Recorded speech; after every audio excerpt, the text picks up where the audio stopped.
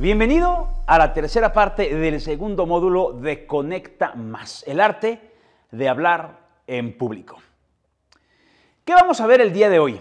Esta es la tercera parte del segundo módulo. Recordarás que en el primero hablamos de la conexión, en el segundo de la emoción. Hoy vamos a hablar de la razón, de la inteligencia y de la manera en que utilizamos nuestras potencias racionales para poder convencernos, comprometernos y cambiar el mundo.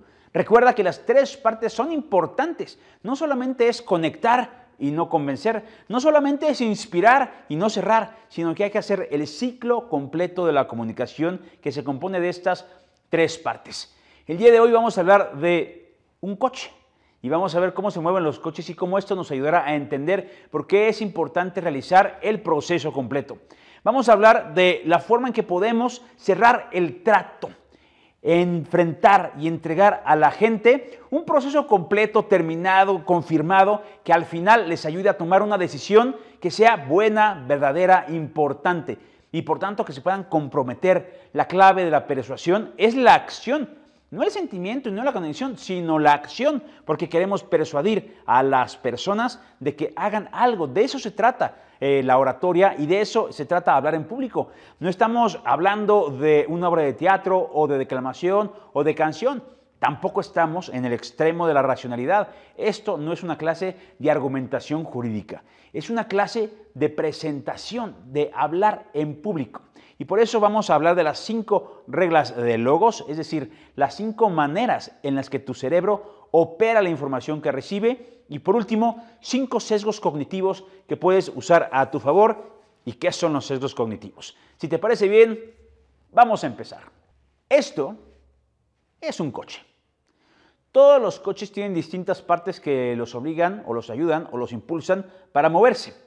Si yo te pregunto cuál es la parte más importante de un coche, me puedes decir cualquier cosa porque depende del punto de vista en el que estés atacando la información. Recuerda que la primera parte de la comunicación es la conexión. Y la conexión es la gasolina. Pon mucha atención. Quizás tú eres un gran orador, como decir, eres un gran piloto.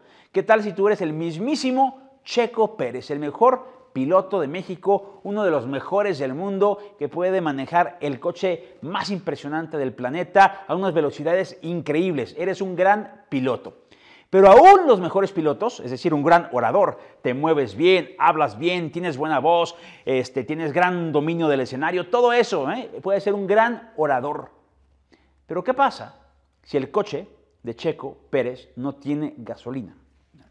Cuando el coche no tiene gasolina, no estamos aquí hablando de técnicas de pilotaje o de manejo de coches. Si el coche no arranca, Checo, aunque mueva el espejo, cambie la palanca, pique los botones, le haga así muy rápido, aunque haga todo lo que quiera hacer, no importa, porque no importa la técnica, es decir, el patos, si es que el coche no tiene gasolina. Por eso, lo primero que hay que hacer para arrancar cualquier coche es ponerle gasolina. No importa. Si tu coche es increíble, la tecnología que tienes a tu disposición es sensacional. Tienes micrófonos de primer nivel y cámaras, YouTube y redes sociales, una estructura. Qué bueno que el coche sea maravilloso, da igual. Si no tiene gasolina, que es la conexión, entonces no arrancará. El segundo paso es la llave, el motor. Hay que encender el coche, hay que meterle fuego, meterle calor, meterle movimiento y esto es el patos. Si gasolina, el coche no arranca, pero si no das la vuelta a la llave, el coche tampoco arranca. Hay que hacer las dos cosas.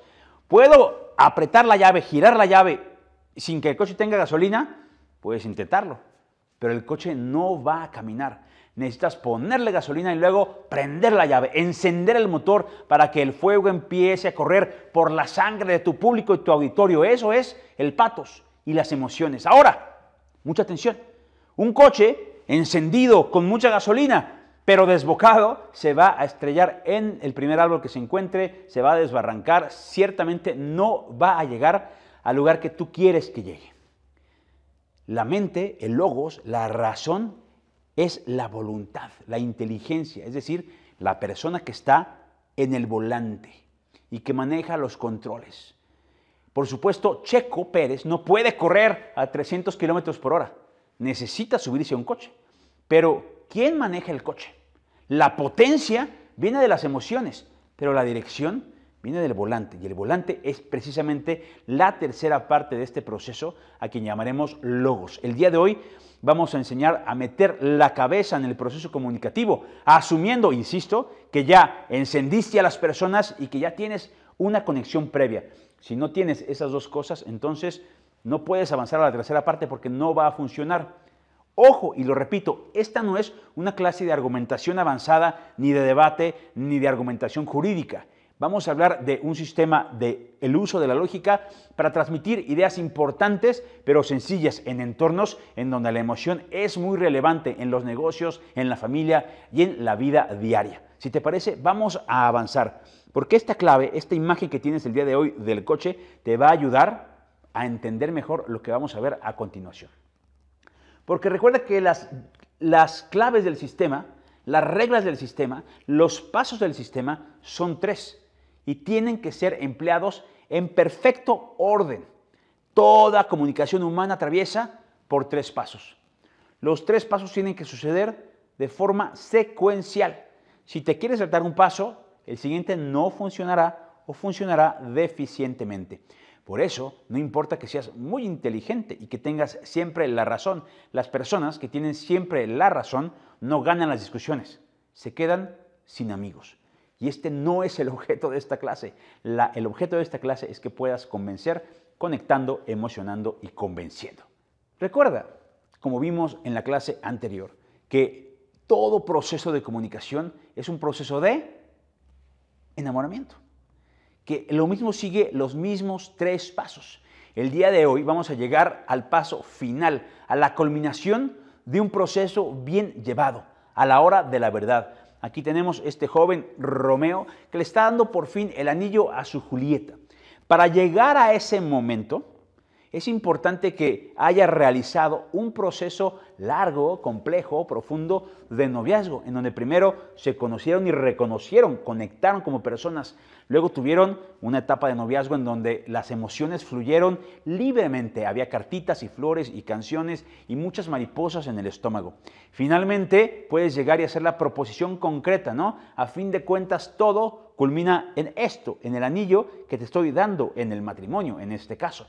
Ambos, desde el primer día, sabían que esta era la culminación del proceso bien llevado. Ella no está sorprendida, dice, oye, llevamos siendo novios tres años, qué sorpresa que quieras casarte. No, lo normal en un proceso bien llevado, lógico, concreto y con los pasos adecuados, es que la cosa culmine allí, porque es un proceso que tiene sus pasos. Por eso no es que este Romeo haya engañado, ¿no?, a la mujer diciéndole, es que nomás me estabas enamorando para casarte conmigo. Pues sí, así es. Te estaba enamorando para darte el anillo. Esa es la idea, ese es el proceso. Las personas no nos sentimos ofendidas cuando los pasos del proceso se cumplen. Es decir, no nos sentimos ofendidos cuando un vendedor nos vende o cuando un socio de negocios nos presenta su proyecto. Nos sentimos ofendidos cuando lo hace saltándose los pasos. Entonces sí nos sentimos invadidos. ¿Tú has ido alguna vez en una plaza comercial o en un centro comercial y de repente te brinca, ¿no?, en la cara un señor de American Express o de alguno que te vende tarjetas de crédito, ¿no? Señor, su tarjeta de crédito. Habitualmente, es más, ni siquiera lo procesas, no te preguntas, ¿será buena idea sacar una tarjeta de crédito? No haces ese proceso, porque esa persona te está invadiendo tu espacio personal. Lo que haces es, automático, ¿no? Claro, si el hombre es muy insistente, digo, me imagino que venderán tarjetas en algún momento, porque si no, pues no existirían.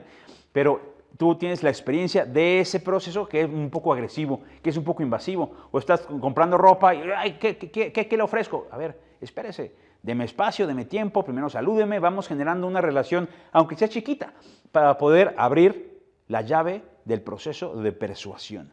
Entonces, el día de hoy te voy a enseñar cómo dar el anillo. Insisto que lo importante no es el anillo. Cuando uno ya va a dar el anillo, yo estoy casado, yo no sé si tú estás casado o no, pero si te vas a casar algún día, te doy este tip. Nunca vas a dar el anillo a menos que estés seguro de que te van a decir que sí. Si estás dudando y tú crees que con un gran gesto romántico la mujer va a decir que sí y entonces decides darle el anillo en medio de un estadio con millones de personas viendo, pues entonces vas a fallar.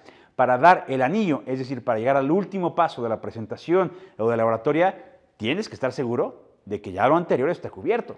Cuando das el anillo, estás 100% seguro de que te van a decir que sí. Si no, no lo des. Si no, regrésate. Si no, regresa en los pasos y vuelve a generar conexión, vuelve a generar emoción y luego, por fin, eventualmente puedes dar el anillo. Si te saltas pasos, vas a fallar. Ahora, hablar con la cabeza, es decir, meterle razonamiento, meterle inteligencia, llegar al punto final del proceso, no significa que lo demás o lo anterior esté nulificado o que solo emocionemos a las personas o que solo conectemos con las personas para conseguir lo que queremos. Las personas, los seres humanos que tenemos hiperdesarrollado nuestra capacidad de empatía, como vimos en clases anteriores, nuestras neuronas espejo, nuestra natural capacidad de conectar y entender a las otras personas, los seres humanos nos sentimos muy ofendidos cuando nos utilizan, cuando somos objetos, cuando somos medios. No nos gusta ser medios de otras personas, nos gusta conectar realmente. Por eso, en un proceso bien llevado, el hecho de llegar al final y por fin platicar de las cosas importantes, poner las cartas sobre la mesa, no nulifica el proceso anterior. Cuando te casas, no dejas de enamorar a tu esposa, espero, y si lo haces, estás cometiendo un error, porque la secuencia normal de una relación que se mantiene unida, y estoy hablando en todos los aspectos, no solo relaciones románticas, sino una relación de negocios, una relación de cliente o de proveedor o de amigos. No es que, bueno, ya eres mi amigo, perfecto, entonces ya no te cuido, ya no te atiendo, ya no te hago sentir bien porque ya somos amigos. Por el contrario, para mantener la amistad, para mantener la relación, para mantener el matrimonio, la relación de negocios, tienes que seguir tratando a las personas y haciéndolas sentir bien para que regresen constantemente. Pero por supuesto, en este proceso que hemos llamado el de Romeo y Julieta, el proceso de comunicación de enamoramiento, eventualmente, después del noviazgo, en donde está el pathos a flor de piel y la emoción a flor de piel, en el noviazgo se prometen cosas imposibles, porque es la naturaleza del amor, ¿no? El pathos, lo vimos ayer, exige cosas imposibles y no se conforma con menos del infinito. Tu novia o tu novio quiere que le digas, te amaré por siempre, te bajaré las estrellas, nunca jamás nada nos separará. Tienes que prometer cosas increíbles, no cosas asequibles. Nadie se ilusiona con cosas asequibles. Las personas y las empresas que prometen en su visión cosas que se pueden lograr son empresas aburridas, no inspiradoras. Hay que prometer y hay que disparar al infinito. Eso es importante. Pero eventualmente, después de 4 años de noviazgo, muy bonito y muy romántico y muy apasionado, hay que llegar un día y decir, bueno, a ver, corazón, vamos a poner las cartas sobre la mesa. Nos vamos a casar, ¿no? Ok. ¿Cuánto ganas tú? ¿Cuánto gano yo? ¿Cuánto dinero hay? ¿En dónde vamos a vivir? ¿En dónde van a ir a la escuela nuestros hijos? ¿Cuántos hijos quieres tener? Y hay que hablar de cosas muy concretas, muy específicas. Y es importante que lo hagas así. ¿Qué pasa si te saltas este paso y entonces te casas en el pleno corazón de tu enamoramiento? Es un matrimonio de pasión. Pues yo te adelanto que ese matrimonio pasará por muchos problemas, porque el proceso de comunicación ha de ser completo, etos, patos, logos, y hay que hablar de las cosas que hay que hablar. Eso no nulifica la parte anterior de tu presentación y de tu discurso. Si lo haces bien, la gente entenderá que es un paso natural y que a fin de cuentas vienen a escuchar lo que vienes a decir. Para eso es una buena presentación, para realizar un proceso completo. ¿En cuánto? Pues ¿en cuánto es tu presentación? Hay discursos sensacionales de 3 minutos, o de 20 minutos, o de 1 hora. Dependerá de tu entorno, del proceso, de la circunstancia, de la persona, del cliente, de lo que quieras hacer, de lo que quieras lograr. Pero a fin de cuentas, ya sean 3 minutos o 3 horas, tienes que cumplir el proceso completo, porque ningún cambio real en la vida de las personas se logra con pura inspiración. Y yo mantengo mi postura de que los oradores puramente motivacionales se quedan cortos y no pueden entregar lo que prometen, porque la pura motivación de un día se apaga al día siguiente. Hay que motivar y luego cerrar el negocio. ¿Cómo funciona tu cerebro? Cuando estás hablándole a las emociones, al pathos, le estás hablando al corazón, al estómago, a las sensaciones, a las emociones. Pero cuando estás hablándole al cerebro, entonces tienes que entender cómo funciona nuestro cerebro. Y nuestro cerebro es una máquina extraordinariamente compleja, que no vamos a entender en su profundidad en los siguientes 30 minutos. Pero es una máquina que precisamente como gasta increíbles cantidades de energía, de hecho, el cerebro es el órgano que genera o que gasta más energía en tu cuerpo. La mayoría de la ingesta de comida y agua y energía y calorías que tú te comes todos los días, se las gasta tu cerebro. No, aunque no salgas a correr, aunque no juegues fútbol, igual al final del día estarás agotado. Y si tuviste un examen de matemáticas o un tema muy difícil en donde tuviste que emplear tu cerebro, estarás agotado. Porque el cerebro gasta energía y gasta energía en serio. Por eso, a lo largo del proceso, ha desarrollado pues formas de ahorrar energía, ¿no? Tu cerebro necesita encontrar soluciones y respuestas y busca entender el mundo de forma que le sea más sencillo. Y no todas las cosas que les presentamos las atiende a absoluta profundidad. No tenemos ni el tiempo, ni la energía, ni las ganas de analizar cada cosa que decidimos y vemos a toda la profundidad. Y es por eso que habitualmente para tu auditorio no es necesario el argumento completo. No es necesario un argumento perfecto que no tenga ninguna falla y que se sostenga en todos los mundos posibles. Tu presentación no es una tesis de doctorado que va a ser analizada a profundidad y diseccionada por expertos. Para tu público, un argumento suficiente es mejor que un argumento perfecto. Entre otras cosas, porque nos gusta que nos den la comida en proceso de preparación. Nos gusta llegar a nuestras propias conclusiones. A nadie nos gusta sentir que nos han manipulado, convencido o que simplemente estamos comprando las ideas del otro porque las dijo el otro. Nos gusta alcanzar la verdad por nosotros mismos. Por eso uno de los métodos de convencimiento más reconocidos es el llamado método socrático, ¿no? Los filósofos socráticos en la antigua Atenas, por supuesto, a partir de la escuela del mismo Sócrates, que fuera maestro de Platón y de Aristóteles, los tres grandes filósofos de la antigüedad, tenían un sistema que le llamaban así, un proceso socrático que consistía en hacer preguntas. Sócrates nunca daba conclusiones, Sócrates nunca imponía sus ideas, solamente hacía preguntas e iba llevando a las personas, ¿no? Tú podrías decir que esto, y por tanto esto, y por tanto esto, de forma que las personas, llevando su propio proceso mental, al final se convencían, no porque Sócrates los convenció, sino porque se convencían ellas mismas. Y las personas nos comprometemos con las decisiones que tomamos nosotros. En cambio, cuando alguien nos fuerza, o nos obliga, o nos presiona, y al final decimos, bueno, sí, ya, ok, sí, ya me convenciste, ¿no? Pero de fondo no estamos convencidos, entonces nuestro compromiso durará lo que dura tu camino de allí hacia la puerta de salida. Porque en ese momento se acabó el convencimiento. Es lo que pasa cuando vas a un evento en donde te venden tiempos compartidos. Te presionan, te presionan, te presionan, eliminan todas, ¿no? La típica sistema de ventas que es eliminar todas las ideas en contra, todos los problemas que tengas que tener, te los quitan, te los quitan, te los quitan y al final compras algo que no quieres porque no te queda de otra. Ese no es el camino de la persuasión. Ese es el camino de la venta presionada, que la persona en cuanto sale de la puerta ya se arrepintió de haber comprado lo que acaba de comprar. Eso no es lo que yo quiero hacer aquí. Lo que yo quiero hacerte entender es que a las personas nos gusta hacer el esfuerzo. A las personas nos gusta pensar sobre las cosas que nos gusta pensar y nos gusta el juego de aprender y de crecer. Las personas disfrutamos mucho los procesos. Por eso vamos a ver un poco más adelante el tema del storytelling, cómo el storytelling funciona fundamentalmente por varias razones, pero entre otras, el hecho de que nos permite tener un proceso de pensamiento lógico con inicio y con final. Y eso, para tu cerebro, es profundamente satisfactorio. Así que procura ser suave, atento, guiar, preguntar, susurrar ciertas ideas para que las personas puedan tomar y llegar a sus propias conclusiones. En un buen discurso harás muchas preguntas, darás muchas ideas no terminadas, porque cuando las personas logran resolver el acertijo y lo hacen por ellas mismas, se sienten inteligentes, se sienten contentas, se sienten satisfechas y dirán, esta decisión la he tomado yo.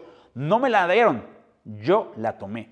Y muchas personas luego, hombre, a veces nos pasa a todos, luego pasamos ideas de otros como nuestras, porque sentimos que nosotros llegamos a esa conclusión y nunca antes había pensado o descubierto lo que nosotros descubrimos. En el fondo no hay nada nuevo bajo el sol. Todas las ideas no son ideas robadas, prestadas, que vamos absorbiendo en nuestro entorno y nuestras conversaciones. Pero si tú te conviertes en un gran conversador, entonces te vas a convertir en un gran comunicador. ¿Qué significa ser un gran conversador? Fundamentalmente, hablar poco, preguntar mucho y dejar que la otra persona encuentre su propio camino y sus propias conclusiones. ¿Cómo funciona nuestro cerebro? Parte 2. A nuestro cerebro nos gusta la verdad, la realidad.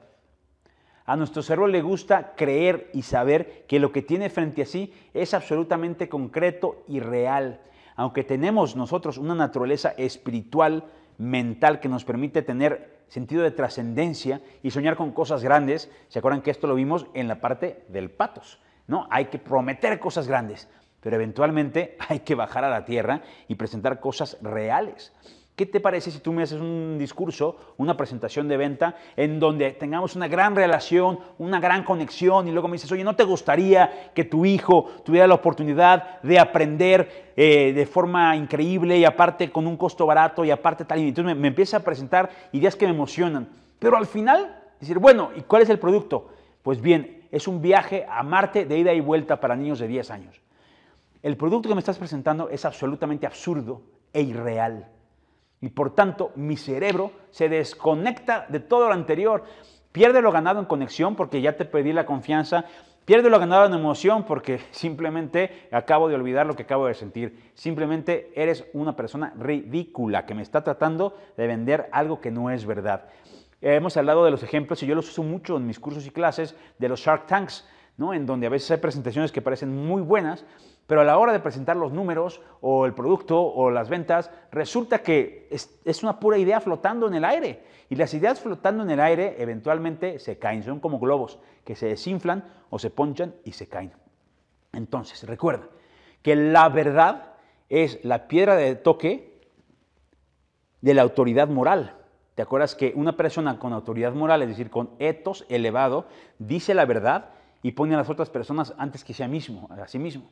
Cuando una persona, cuando tu auditorio, cuando tu interlocutor, cuando tu cliente percibe que le estás diciendo la más mínima de las mentiras, entonces has perdido toda la batalla, porque has perdido toda tu autoridad. Se entiende en ciertos entornos que puede haber en el juego de la conversación algunas exageraciones, algunas metáforas. ¿No? Este coche, si yo digo, este coche es un coche de carreras, hombre, se entiende que puede ser una exageración en pro, ¿no?, de la historia del producto, pero no hay que estirar mucho este tipo de cosas. Hay que entender que hay momentos para emocionar y ser un gran vendedor y hay momentos para decir la verdad. Y cuando las personas te piden la verdad, tienes que darles la verdad. Si no, vas a perder no solamente la venta, sino la relación. Y eso siempre es mucho más importante. Enfrentado a la disyuntiva del momento de perder la venta o perder la relación, siempre pierde la venta. El cliente podrá volver después podrás abordar otros proyectos. A veces en el proceso de nuestra vida nos asociamos, ¿no?, hacemos proyectos con personas o invitamos a las personas a hacer negocios. Y entonces a veces, con el ánimo de vender, de cerrar, de concretar, vendemos, prometemos, hacemos cosas que no son verdad. Y luego estas personas, hablamos del costo de la mentira, tienen carreras fallidas. La gente no vuelve con ellas, no las recomienda, no las escucha, y eventualmente se encuentran, pues son personas que se convierten en camaleones, van cambiando de ciudad, van cambiando de nombre, van cambiando de negocio, pues a ver a quién van embaucando en cada ocasión.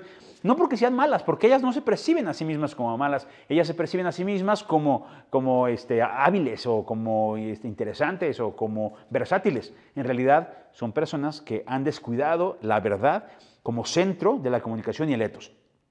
Es bonito decir poemas, eventualmente hay que decir las cosas como son.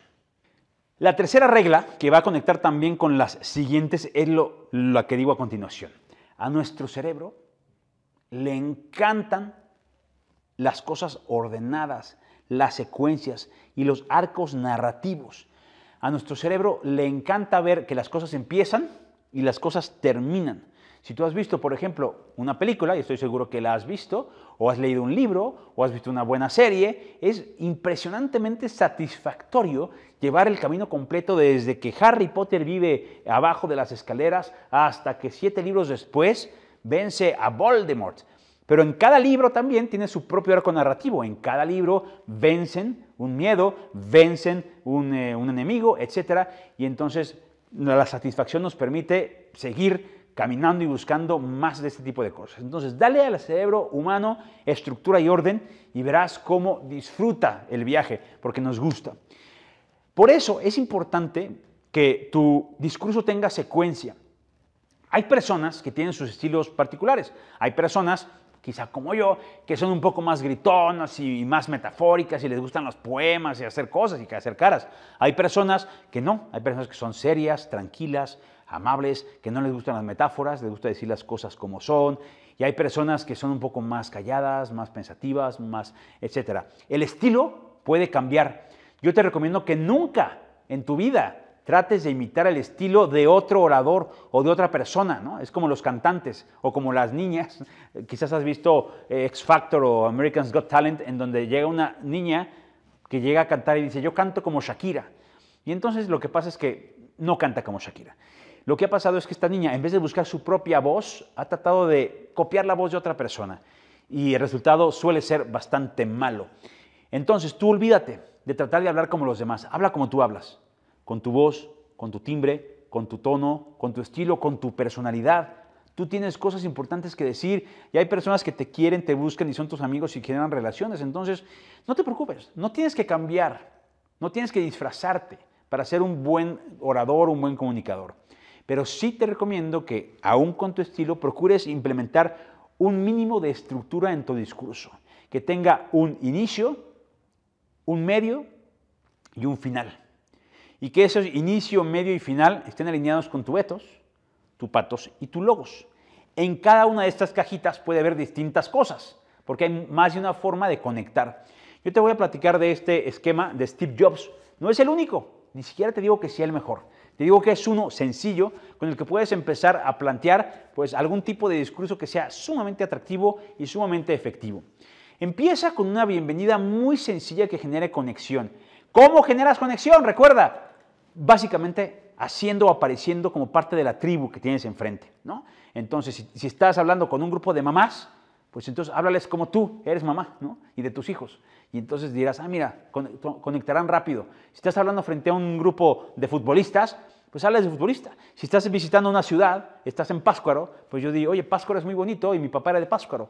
Es decir, busca rápido la manera de conectar y meterte, colarte en la tribu que tienes enfrente. Haz que la gente se sienta cómoda, porque recuerda que solo en la tribu puedes bajar la guardia. Tú y ellos. Si ellos sienten que tú eres de la tribu y no eres una amenaza o un extraño, pueden relajarse, hay conexión y entonces puedes avanzar al siguiente paso. En el siguiente paso tienes que mover y conmover. Steve Jobs en sus discursos siempre contaba historias breves sobre cómo su vida era así, o cómo había perdido y encontrado algo, o cómo, en este caso, esto es sobre un discurso que pronunció en Stanford, ¿no? A unos graduados de una universidad importante en Estados Unidos, a la que nunca fue. Steve Jobs nunca terminó la universidad, pero va con los estudiantes y les cuenta su historia, ¿no? Y además les cuenta el cáncer. De alguna manera remueve en ellos el sentimiento. Y ven a Steve Jobs no como un gurú, como un hombre, como un sabio, sino como un ser humano común y corriente como ellos, con caídas y levantadas y pérdidas y dolores, ¿no? Y entonces las historias no solamente los conmueven, sino que aparte conectan aún más con el orador. Aquí no les está hablando de tecnología, ni del iPod, ni del iPhone, ni de ninguna de las cosas que le hicieron famoso. Les está hablando de partes de su vida, experiencias, anécdotas que le han hecho ser la persona que es, porque es más importante conectar con la persona que con el producto o el mensaje. Finalmente, da el mensaje, ¿no? Lo que vino a decir es lo siguiente, el logos, y les da 5 consejos que cambiarán su vida para siempre. Y este discurso es uno de los discursos más leídos, más recordados, más repetidos y que puedes encontrar con más facilidad en Internet. Hay discursos increíbles. Por ejemplo, Yo tengo un sueño de Martin Luther King, o el discurso de Normandía de Churchill, o las Catrinarias de Cicerón. Hay discursos increíbles y si los analizas, habitualmente te encontrarás que tiene una estructura muy clara y muy evidente que establece el etos, mueve con el patos y cierra el broche de oro con el logos. Entonces, escribe tu discurso si puedes, o al menos escríbelo, los pasos, el orden de las cosas y las ideas que vas a decir. Yo te he recomendado que no leas tu discurso, porque entonces eso hace que sea un poco más robótico, pero sí te recomiendo que lo escribas al menos y lo ensayes para que las partes y la secuencia que tienes frente a ti nunca se pierda, porque la secuencia al cerebro de las personas que tienes enfrente es como un dulcecito, es una comida, es un helado de limón que les va a saber muy bien, sin saber por qué. Ellos creen que están contentos con el mensaje, pero no es cierto, están contentos con la relación y con la estructura. ¿Por qué? Porque si yo les doy el mismo mensaje, no les va a importar. Si yo, Francisco, voy a Stanford y les digo, hola, niños, a ver, les quiero dar 5 consejos, 1, 2, 3, 4, eso no servirá para nada.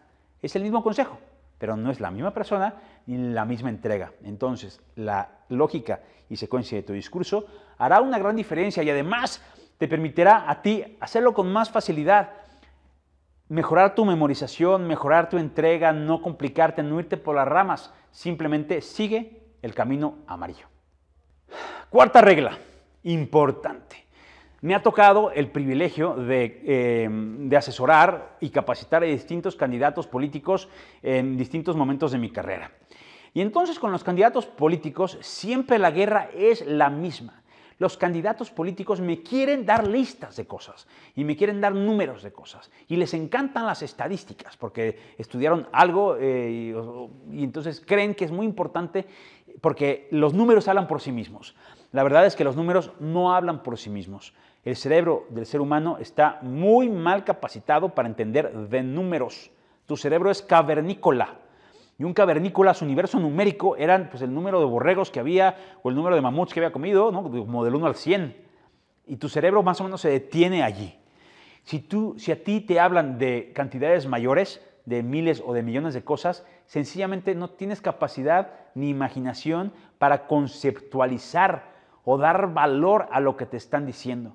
Simplemente lo que haces tú es categorizar en números chicos, medianos y grandes y operar en ese entorno. ¿Por qué? Porque tu cerebro está tomando atajos, está ahorrando energía. Si yo te digo, el siguiente año vamos a construir en nuestro país 200,000 casas, tú no tienes idea en dónde caben 200,000 casas. ¿En una ciudad? ¿En una colonia? ¿En un cuadro? Esa es una colonia. Es decir, es muy, si no imposible para ti, a menos que seas un experto en construcción y desarrollo residencial, ese número te sonará totalmente irrelevante. Causará un impacto emocional en el sentido de que son muchas casas, ¿no? 200,000 casas, hombre, son muchas. Pero si yo te digo 200,000 y te digo 400,000, que es el doble de casas, el impacto emocional no va a ser el doble, va a ser el mismo, porque el número es un número grande que da igual. Si el año pasado en la guerra de no sé dónde se murieron 300 o 400, tu impacto emocional es exactamente el mismo, porque los números no importan, a tu cerebro los ignora prácticamente por completo. Entonces, a veces, sin embargo, hay que hablar de números, ¿no? Es parte de tu informe o de tu idea de negocio, etc. Entonces, primero, procura utilizar números chicos antes que números grandes. Es decir, es más fácil para una mente, para un cerebro humano, entender, hemos gastado el 1% del PIB, ¿no? 1 es un número redondo, 1%, más o menos tienes una referencia, el 1% del total. Que decir, hemos gastado 300,000 millones de dólares, porque eso no significa nada, absolutamente nada.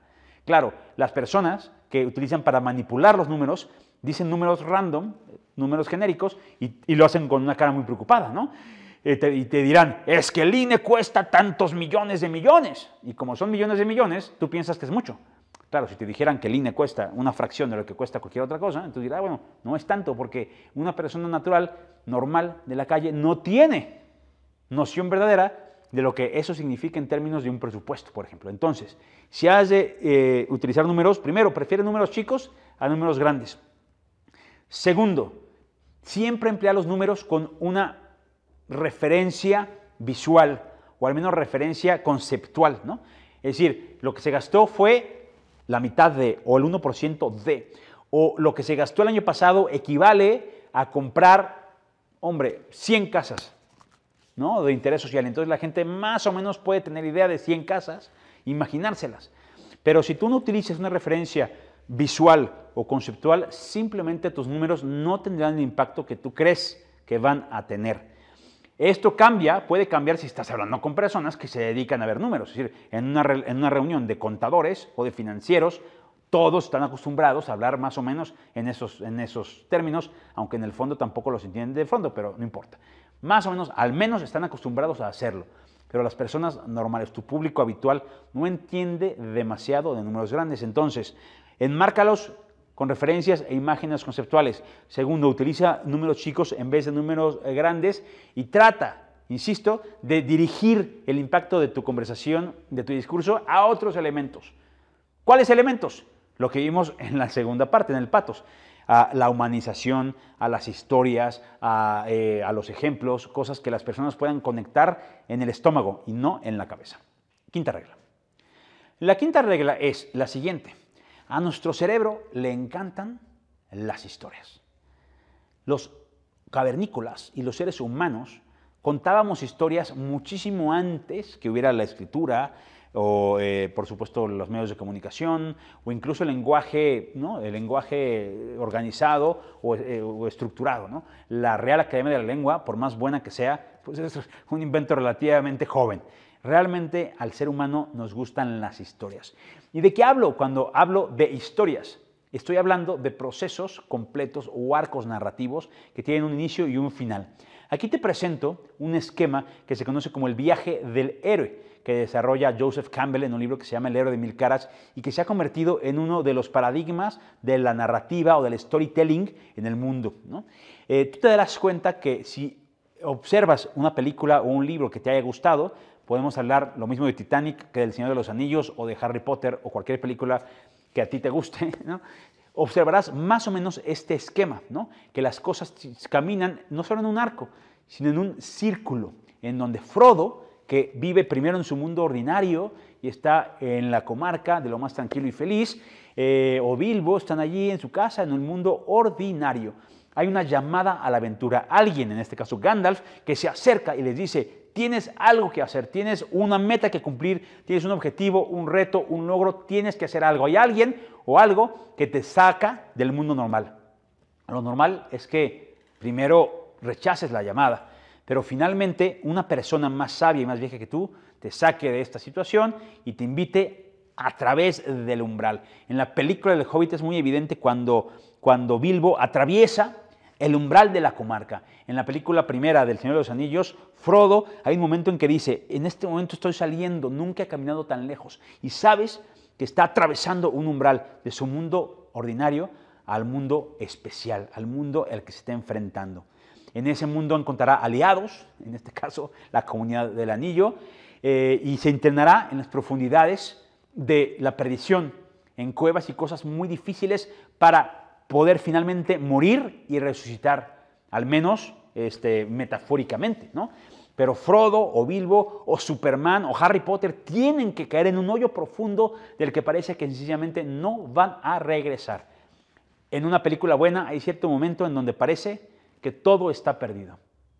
Mufasa murió, Frodo está muerto por la araña, etc. Y entonces la gente pierde la esperanza. Pero luego viene lo que sigue, la recompensa, el regreso y el enfrentamiento para volver a resucitar, salir no solamente como eras antes, sino con algo mejor, con más fuerza, con más sabiduría, regresar como otra persona y regresa con el elixir, con el premio, con algo diferente a la casa, con una espada, con un escudo, con algo. Y finalmente regresa a su casa, a volver a su vida normal, en donde nada ha cambiado, excepto él mismo. Este viaje del héroe se reconoce como un sistema muy fácil, muy lógico, digamos, paint by the numbers, en donde tú puedes hacer una historia efectiva que tenga un impacto emocional completo. Sobre todo, insistirte en que a las personas no nos gusta que las cosas se queden a medias, que las historias no se terminen. Si inicias una historia, por vida de Dios, platícanos el final. Si planteas un problema, por favor, dinos en qué terminó, se solucionó, no se solucionó, ganamos, perdimos o qué pasó, porque si no nos quedamos con el hambre y con la ansiedad de terminar. Uno de los elementos o de las técnicas más conocidas en la oratoria es empezar una historia, poner un ejemplo de alguna persona real que tiene un problema, y luego dar el discurso y al final, ¿no? Decir, bueno, a fin de cuentas les platico que pasó esto. Y las personas podemos descansar solo hasta que sabemos en qué termina la historia. Si tú te conviertes en un gran storyteller, en una persona que sepa contar anécdotas, cuentos, historias completas, vas a ser un gran orador. Eso no es tan fácil. Los latinoamericanos, en general, no somos grandes contadores de historias. Uno pensaría que sí lo somos. Pero si yo te pregunto, dime un cuento famoso, un cuento favorito, un cuento que le lees a tus niños, me dirás Caperucita Roja, Los Cochinitos, Las Fábulas de Esopo, cualquiera de estas historias que todos conocemos. Son las leyendas, los mitos, los cuentos, todos ellos europeos. Si yo te pregunto, oye, ¿y cuál es un cuento mexicano? ¿Cuál es una historia mexicana? No todas las personas podrán darte ejemplos, al menos no rápidamente. Te dirán, La Llorona, ¿no? Y digo, bueno, La Llorona es un personaje. ¿Cuál es la historia de La Llorona? Pues que llora por sus hijos. ¿Y en qué acaba? No sé, no lo sé, ¿no? Son simplemente como historias o pedazos sueltos de historias. Incluso nuestro producto cultural más famoso en la historia de México, que se llama El Chavo del Ocho, pues no es una historia con unas secuencias ni arcos narrativos. Cada capítulo pasan cosas, la pelota le pega al señor Barriga y nos reímos y ya, pero realmente no hay un arco narrativo muy profundo en donde si yo te pregunto, ¿en qué terminó el Chavo? ¿En qué terminó el Chavo, Toño?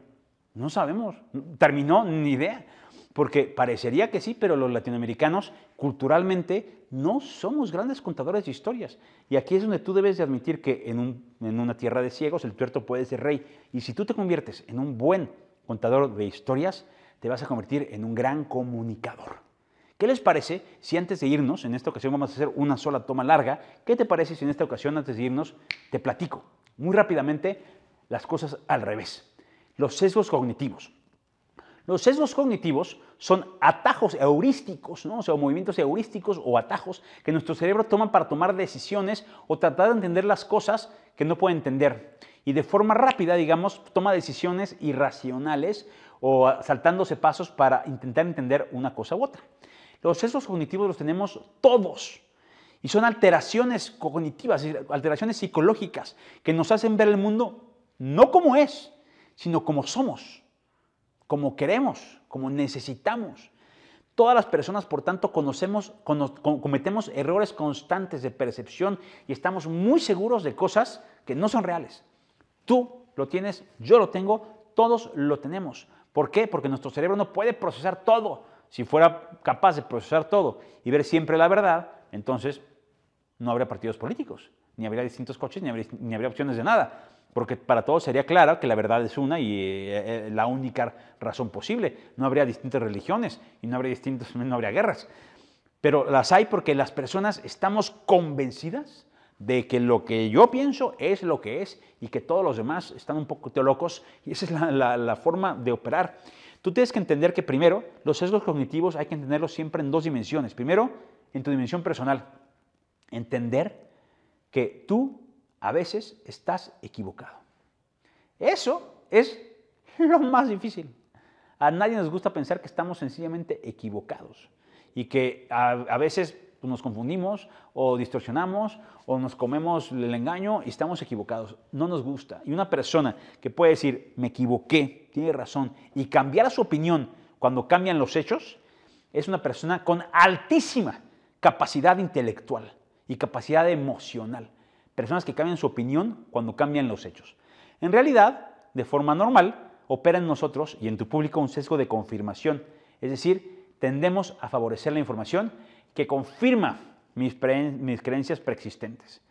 Por ejemplo, si yo soy seguidor de un partido político, ¿no? Voy a inventar uno para no meternos en problemas, el PUN, ¿no? El PUM, el partido PUM, Partido Único Mexicano, PUM. Y entonces, mira, es un buen nombre, lo voy a registrar. Entonces, el PUM, y tiene un candidato que se llama don Pepito López. Y entonces, si yo creo que el PUM es lo mejor y Pepito López es mi candidato, entonces, toda la información que yo reciba, ¿no? Si, por ejemplo, me llega, Pepito López se robó dinero, yo voy a pensar, es mentira, ¿no? Lo están engañando, no es cierto, Pepito López yo lo conozco y es muy bueno. Pepito López hizo tal cosa, no puede ser tal. Pepito López hizo esto y alguna razón tendrá porque finalmente estamos dispuestos a justificar a Pepito López en lo que haga. No hay ni un solo hecho, dato, estadística, no hay nada que vaya a cambiar lo que nosotros ya decidimos, que es que Pepito López es bueno. Hay personas, por ejemplo, que en nuestro siglo piensan que la Tierra es plana, los terraplanistas, ¿no? La capacidad de información y conocimiento científico de miles de años es tal que es imposible sostener tal afirmación en nuestros días. Es absurdo y es falso. Pero estas personas, no importa, no los puedes convencer con datos. Les dice, cada dato que le das o es falso o es parte del complot o lo inventó la NASA o es un Photoshop o algo. Pero simplemente las personas estamos solamente listas para recibir aquello que solamente se adecua con lo que ya pensamos. Por eso creamos unas burbujas que se llaman burbujas informativas en tus redes sociales, con tus amigos, en lugares donde visitas, pues tú acabas visitando cosas, lugares, páginas, noticieros, políticos, comunicadores que te dicen lo que ya sabes. Solo te gusta confirmar lo que tú ya decidiste y muy rara vez podrás cambiar de opinión. ¿Cómo usas esto para la persuasión? ¿Cómo utilizas este sesgo que todos tenemos para que tu mensaje llegue mejor? Bueno, recuerda que no debes y no puedes antagonizar a las personas ni podrás cambiar su opinión. No vas a poder cambiar su opinión independientemente de lo que les digas. Las personas ya tienen su opinión. Lo único que puedes hacer es enmarcar tu mensaje de manera que se alinee con las creencias que ya tiene tu audiencia. Por eso, cuando un político va a hablar con los cristianos, les dice cosas que les hacen sentido a los cristianos. Y cuando va a hablar con los ateos, les dirá, y cuando va a hablar con los empresarios, les dirá como empresario, y cuando habla con los granjeros, como granjero. Eso no es deshonestidad necesariamente, sino solamente es tratar de hablar a las personas desde el frame, desde el marco conceptual, desde los valores y creencias que ya tienen dentro de sí. Porque de otra manera, inmediatamente te sacan de la tribu, te ven como enemigo, como amenaza y se acabó la comunicación. Utilizas evidencias y ejemplos que respaldan sus puntos de vista.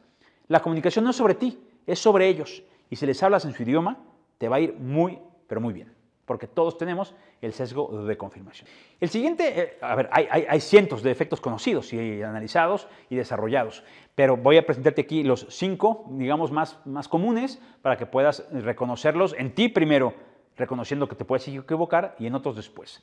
El efecto Dunning-Kruger es muy prevalente en nuestra época y consiste en lo siguiente, que las personas con baja habilidad en una tarea a menudo sobreestiman su capacidad, es decir, los que no saben creen que saben, mientras que los que sí saben, no saben que no saben tanto, ¿no? Y por tanto, las personas más ruidosas, más vocales, que hablan más sobre estos temas, son las que menos saben. Si tú hablas con una persona de fútbol o de política o de cosas de este tipo, la verdad es que hay que reconocer que no entendemos muchas cosas, pero nos gusta tener opinión y nos gusta decir, nos gusta tal, y entonces, si el Jimmy Lozano hubiera metido al otro jugador y hubiéramos ganado, a ver, no sabes, no es cierto, tú no eres experto ni sabes, pero bueno, hombre, se vale tener opinión y puedes decirlo, pero el tema es que lo decimos como de si de verdad nuestro razonamiento fuera impecable y evidente para todo el mundo. ¿Qué no es evidente que había que meter a Hugo Sánchez y no sacarlo? Mejía Barón y por eso perdimos. Puedes tener tu opinión, pero en la realidad es que la gente que es más ignorante es más confiada y la gente que es menos ignorante es menos confiada. Es, digamos, una de las maldiciones del conocimiento, que te das cuenta que las personas que no saben nada son las que tienen el micrófono y son las que hablan muy fuerte. Entonces, insisto, primero, para ti mismo, ¿cómo debes de procesar esto en ti mismo? Recuerda, hablar de aquello que sabes. Una opinión no es un conocimiento y mucho menos un hecho. El hecho de que tú tengas una opinión no te da derecho a nada. Tienes derecho a tu opinión, ¿no? Eso se llama libertad de expresión. Pero no tienes que ser ni escuchado demasiado, ni tenemos que hacerle caso, ni reconocerla como válida, porque el hecho de que tú tengas una opinión no significa nada. Entonces, a las personas nos gusta sentirnos inteligentes.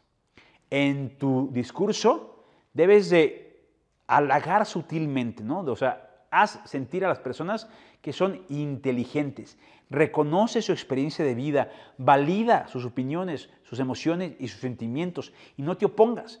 Si una persona que está frente a ti, tú le dices, amigo, estás equivocado, te vengo a decir la verdad porque tú estás equivocado, en ese instante la comunicación se acabó. Puede ser que tenga razón, no importa. A las personas no nos gusta que nos digan ignorantes, a las personas no nos gusta que nos traten como tales. Nos gusta en cambio que nos traten como adultos pensantes, inteligentes, que creemos que somos, aunque no lo somos. Pero entiende que a tu público no le gusta que lo traten así y entiende y recuerda que tú también tienes este sesgo. Tú tienes opiniones muy fuertes sobre cosas que no conoces. Si aprendes a entender y a valorar y a reconocer con humildad que a veces puedes estar equivocado y que lo único que puedes hacer es aprender más, leer más, preguntar más, profundizar más, entender mejor a las otras personas antes de juzgarlas con tanta severidad, entonces vas a ver cómo tu vida será mucho más fácil, tendrás más amigos, mejores negocios y en general una vida mucho más agradable porque en vez de juzgar, querrás entender. Y es la gran diferencia entre alguien que comunica y alguien que violenta, impone o manipula. Tercero, de 5, la prueba social. Somos flojos. Nuestro cerebro es flojo.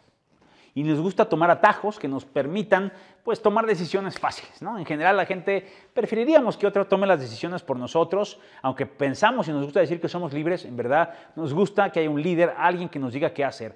Por eso buscamos un presidente, un rey o alguien que venga y arregle todo, ¿no? Porque es más fácil para nosotros que alguien más arregle las cosas. Entonces, el sesgo de prueba social consiste en lo siguiente: tendemos a seguir acciones y creencias de otros, especialmente de otros que son como nosotros. Por eso, Colgate te dice que 9 de cada 10 dentistas recomiendan Colgate, porque entonces tú dices, bueno, si tantos dentistas piensan eso, entonces han de tener verdad. Y por tanto, los políticos se apoyan tanto en las encuestas, porque saben que tú dices, bueno, si tantas personas apoyan a este político, pues han de estar muy bien. En general, la prueba social significa que nos gusta estar en la mayoría. Nos gusta pensar igual que otros como nosotros. Nos sentimos cómodos cuando somos parte del grupo. Y es difícil para una persona llevar la contraria, nadar a contracorriente. En general nos gusta pensar lo que otros piensan. ¿Por qué? Porque es una forma de ahorrar energía cerebral. ¿Cómo usas esto para persuadir? Recuerda resaltar en tu comunicación testimonios, estudios de caso o respaldos de otros que se parecen a las personas a las que le estás tratando de convencer. Y demuestra aceptación de la idea y del entorno y de la tribu. Es decir, dile a las personas, amigo, no tienes que tomar tú la decisión, otro ya la tomó por ti. Mira, millones de mexicanos piensan esto. Por tanto, tú debes pensar lo mismo. Por supuesto, filosóficamente, lógicamente, estratégicamente no se sostiene. Porque muchas personas podemos estar equivocadas. De hecho, lo estamos constantemente. En unas elecciones, pues claramente la mitad, o sea, hay mitades que son opuestas y alguien está equivocado o nadie está equivocado. Como sea, al cerebro humano, a nosotros, nos da mucha tranquilidad seguir lo que ya han hecho otros, ¿no? No nos gusta hacer camino al andar, como dice Machado, sino nos gusta caminar los caminos andados, porque son seguros, son más fáciles y, por supuesto, tienen mucho menos riesgo. Las personas que están dispuestas a tomar el riesgo de ir en contra se convierten en líderes o en villanos. Es un gran riesgo que la mayoría de las personas no están dispuestas a tomar. Entonces, presenta ideas de manera que la gente sienta o entienda que básicamente alguien más tomó la decisión por ellos y ellos pueden, por tanto, hacer y confiar en la recomendación de la prueba social. Número 4. El sesgo de autoservicio es un sesgo tremendamente poderoso. Nos dice que nosotros nos vemos, todas las personas se ven a sí mismos fundamentalmente como personas buenas, como personas inteligentes y razonables, y que por tanto las cosas que nos pasan son culpa de alguien más. Eso es algo normal. Habitualmente, si una persona le va mal en su negocio durante este año, dirá, el gobierno está muy mal, ¿no? Pero si le va muy bien, realmente dirá, el gobierno está muy bien. Dirá, yo soy un fregón, yo soy un tipazo, qué buen negociante soy. Es más, voy a hacer un libro sobre negocios porque, mira, descubrí algo sensacional que nadie nunca había pensado. Y entonces, cuando las cosas malas pasan, es por culpa de otros. Cuando las cosas buenas pasan, es culpa mía. Eso se llama sesgo de autoservicio. Por lo mismo, cuando otras personas hacen cosas malas es porque son malos. Cuando yo hago cosas malas son excepciones o tiene una razón subyacente diferente. Porque una persona siempre tiene la noción de que es bueno. El peor de los villanos que tú te imagines, Adolf Hitler, jamás, ni un día de su vida pensó que era un villano o un genocida o nada. Él pensaba que él era bueno y que estaba haciendo lo correcto. Porque nadie puede hacer cosas que piensa que son malas. Hacemos cosas que pensamos que son buenas. Entonces, cuando otros hacen cosas malas, son malos. Cuando yo hago cosas malas, hay una razón, ¿no? Hay una razón, no me comprenden, como sea, la culpa es de los demás. Eso es un sesgo que es totalmente universal y entonces enfatiza en tu propuesta, en tu comunicación, la idea que ayudará a tu audiencia a lograr sus objetivos, ¿no? Para que se alinee lo que les estás proponiendo con su autoimagen. Nunca podrás eliminar de tajo la autoimagen que otras personas tienen de sí. Si una persona se ve a sí misma como deportista, o como divertida, o como buena, o como inteligente, lo peor que puedes hacer a la hora de tratar de persuadirla, convencerla o generar una conexión es informarle, oye, ¿qué crees? Pero no eres así, tú piensas que eres inteligente, pero eres tonto. Eso es un problema que puede, por supuesto, generar una distancia inmediata e infinita e impasable. Trata de que la idea que estás presentando se alinee con las ideas preconcebidas de las personas. Por eso, los psicólogos, los maestros y las personas cuyo trabajo es hacer que otros mejoren, corregir a las personas, los buenos jefes, la parte más difícil de todo esto es eso, ¿no? Ayudarle a entender a las personas que están haciendo mal o que se equivocaron. No hay nada más difícil que eso, porque es como mover montañas. A las personas no nos gusta que nos anden diciendo lo que hicimos mal. ¿Por qué? Porque nosotros tenemos nuestras razones. Entonces, no te conviertas en el maestro justiciero, si ya el juzgador. Yo vine a decirles que tú estás mal y tú estás mal y tú estás mal. Esa persona rápidamente se quedará sin trabajo. Y por último, y con esto me despido por el día de hoy, efecto Barnum. ¿Qué es el efecto Barnum? Las personas tendemos a creer que las declaraciones vagas y generales aplican a nosotros personalmente. ¿Sí? Fueron pensadas para nosotros. El efecto clásico son los horóscopos. Por eso funcionan los horóscopos, por el efecto Barnum. Barnum era un hombre que hacía circos, ¿no? Y engañaba a la gente con cosas. Y entonces, los horóscopos, por ejemplo, ¿no? Tú ves el horóscopo, ¿no? Y dice, a ver, Sagitario, el día de hoy encontrarás una persona que cambiará tu vida y te sentirás no sé cómo. Y tú dices, ¿no? Entonces, claro, por supuesto, ya te da la idea, conoces a quien sea y dices, justamente, miren, esto está hablando de mí, ¿no? Cáncer, te encuentras en un problema sin salida. Sí, es cierto, ¿cómo lo saben? ¿Cómo lo sabían?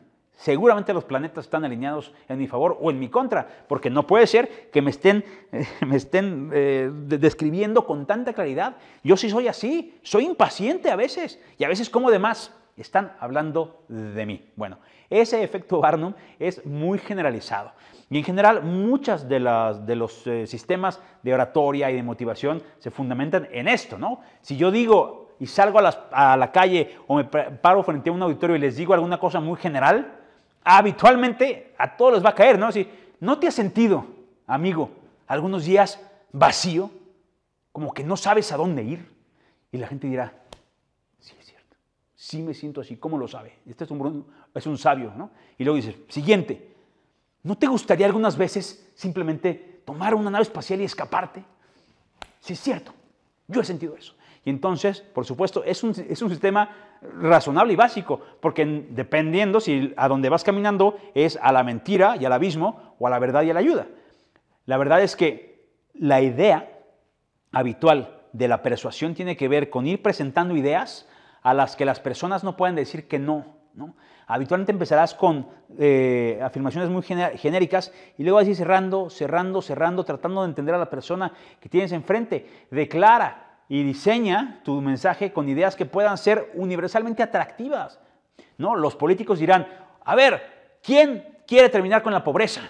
Ninguna persona en el planeta te dirá, no, yo no. ¿Acabar con la pobreza? No, está muy malo. Toda la gente dirá, claro, acabar con la pobreza, ¿qué más? ¿No te gustaría más seguridad para tus hijos? Desde luego, a todos, ¿qué más? Dime más, ¿no? A la gente le encantará que le estés diciendo cosas genéricas que obviamente todo el mundo va a decir que sí.